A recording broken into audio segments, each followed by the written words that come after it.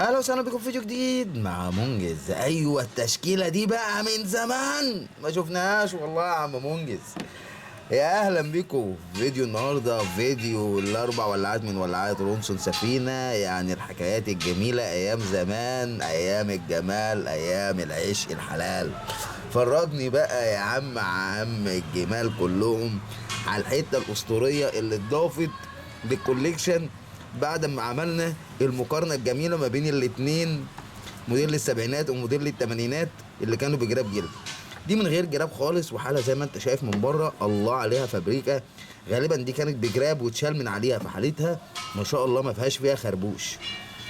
انا استلمتها زي ما هي كده، والولاعه استلمتها شغاله. للمفارقه الغريبه ما اتعملش فيها صيانه.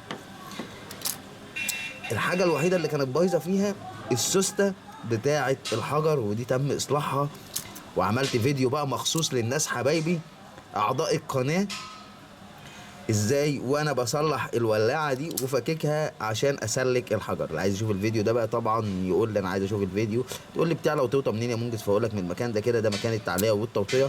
اما مكان الملو فمن هنا كده تحت نص لفه تفتح الغطا هتلاقي مكان الملو بتاعها من هنا.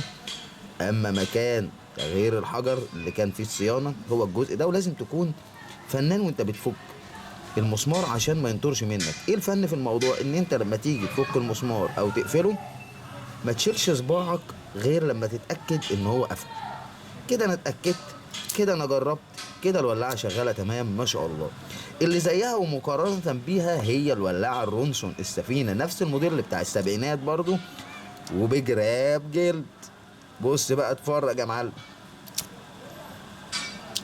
تعالى وتوطى منين؟ نفس المكان. كلهم بيتفقوا في نفس الحاجه، ان كلهم بيعلوا ويوطوا من نفس المكان. كلهم بيتفقوا ان ده نفس المكان بتاع الملو. فك الغطا من ورا، المكان بتاع الملو بتاعها بصمام الانبوبه البلاستيك تملاها بيها بسهوله.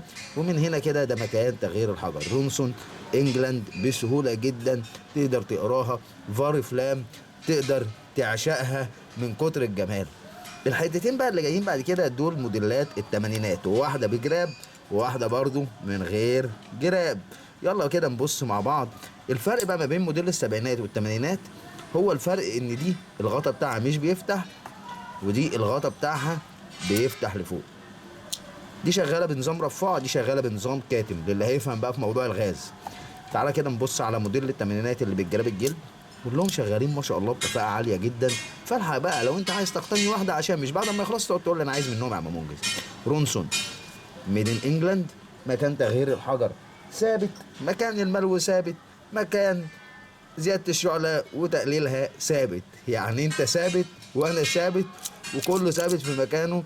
الولاعات الرونسون السفينة اللي الناس بتسألنا عليها وتقول لنا عايزين هدية جميلة، تحف من التحف اللي احنا لو شفناها واتفرجنا هنقف قدامها ونقول الله على الأصالة، الله على التراث، الله على الحاجات اللي عدى عليها 50 سنة ولسه ما شاء الله شغالة وبكفاءة تامة.